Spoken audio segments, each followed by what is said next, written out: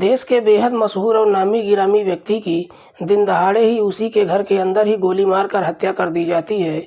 लेकिन पुलिस जब इस मामले की जांच पड़ताल करना शुरू करती है तो एक ऐसी सच्चाई निकलकर सामने आती है जो इस पूरे केस का रुख ही बदल कर रख देती है और पूरे शहर में चर्चा का विषय बन जाती है।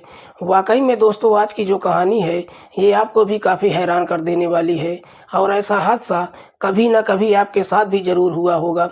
नमस्कार, प्रणाम। मैं आपका भाई, आपका दोस्त अभय और आप देख रहे हैं द कीप क्राइम।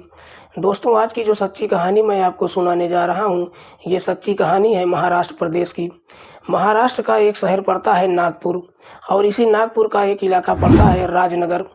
ये बात है 24 फरवरी 2024 की दोपहर के लगभग 1 बजे के आसपास। दरअसल इसी राजनगर इलाके में लोगों को 2 गोलियां चलने की आवाज़ सुनाई देती है। पड़ोसियों को जैसे ही गोली चलने की आवाज़ सुनाई देती है, लोग अपने घरों से बाहर निकलते हैं। तभी एक व्यक्ति काफ़ी तेज़ी से गली के बाहर निकलता हुआ दिखाई देता है और आगे जाकर कहीं गायब हो जाता है। लेकिन पड़ोसियों को एक घर का दरवाज़ा खुलने की भी आवाज़ सुनाई देती है, इसीलिए पड़ोसी अपनी गली में नज़र दौड़ाते हैं। तभी उनको एक घर का दरवाज़ा खुला हुआ दिखाई देता है। पड़ोसियों को थोड़ी शंका महसूस होती है। उस घर के पास पहुंचकर जब घर के अंदर झांकने का प्रयास करते हैं तो अंदर का नज़ारा देखकर हर किसी का होश उड़ जाता है।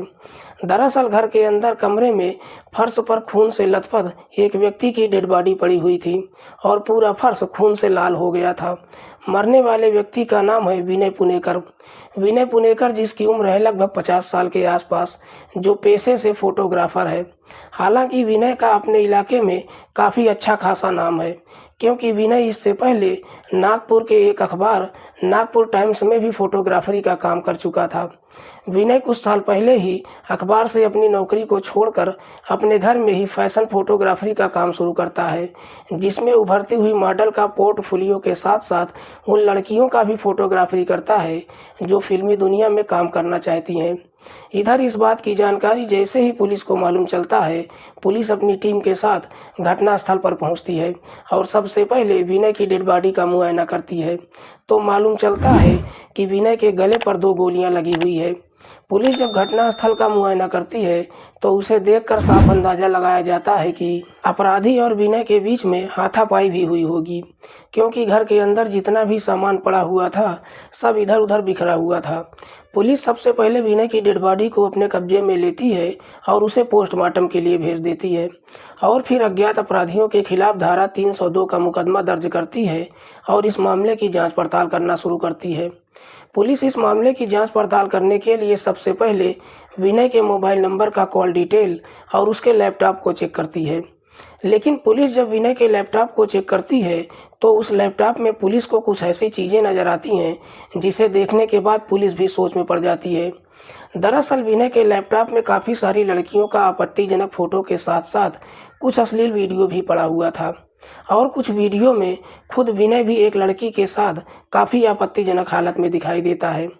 पुलिस जब इस तरह का डिटेल बरामद करती है तो पुलिस भी अंदाज़ा लगाती है कि शायद इसी वजह से विनय की हत्या किया गया होगा। लेकिन पुलिस जब विनय के कॉल डिटेल को चेक करती है तो मालूम चलता है कि घटना से ठीक कुछ देर पहले विनय ने एक नंबर पर 2 बार बातचीत किया था।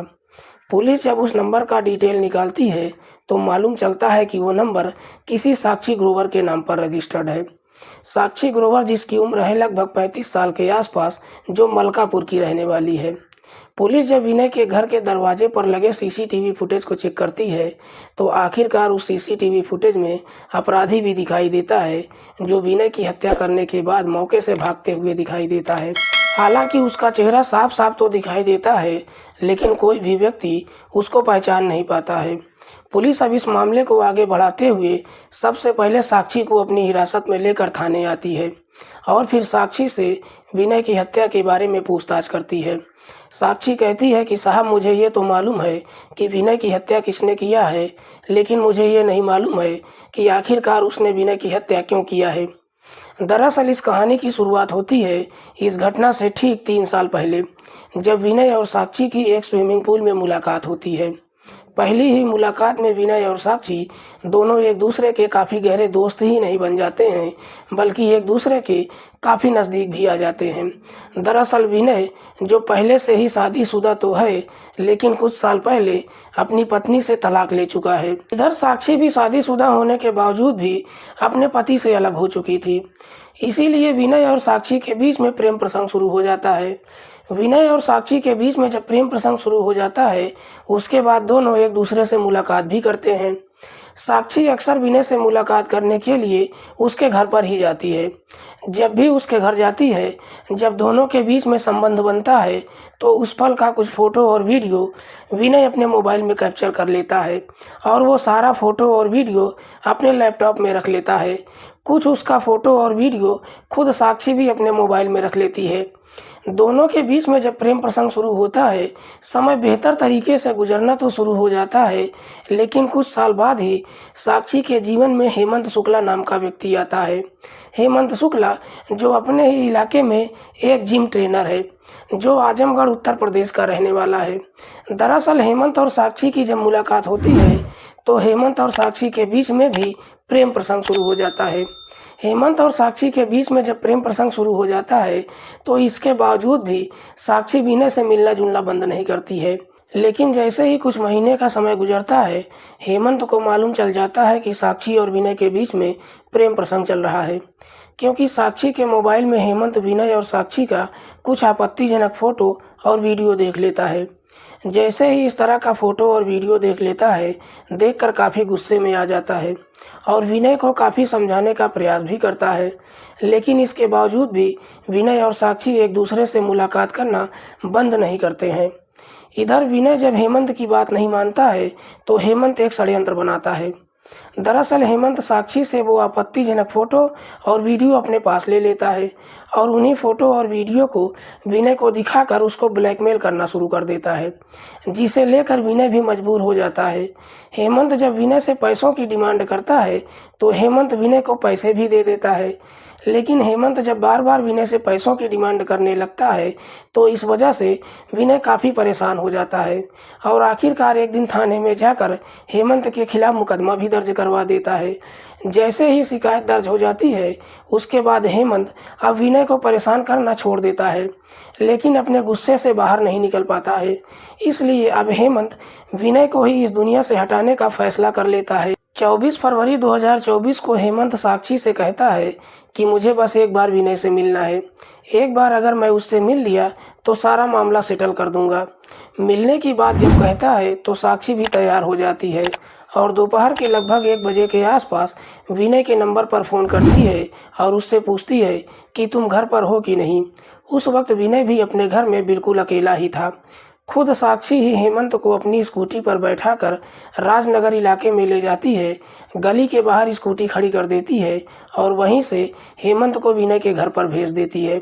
इधर हेमंत जब विनय से मिलने के लिए जाता है, तो अपने साथ में एक हथियार भी लेकर जाता है।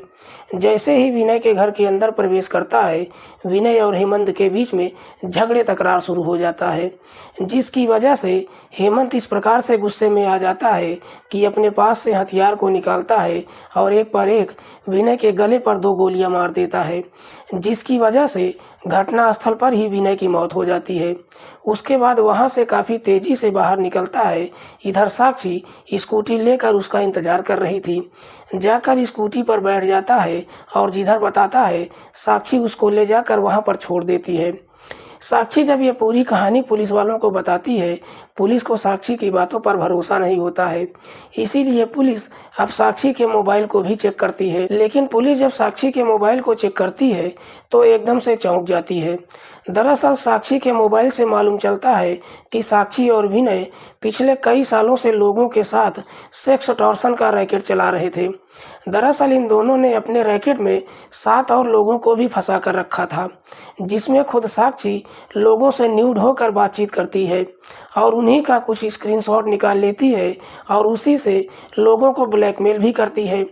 पुलिस साक्षी को तो अपनी हिरासत में ले लेती है, लेकिन हेमंत तक पहुंचने के लिए जब उसके नंबर पर फ़ोन करती है, अब हेमंत का नंबर स्विच ऑफ बताने लगता है।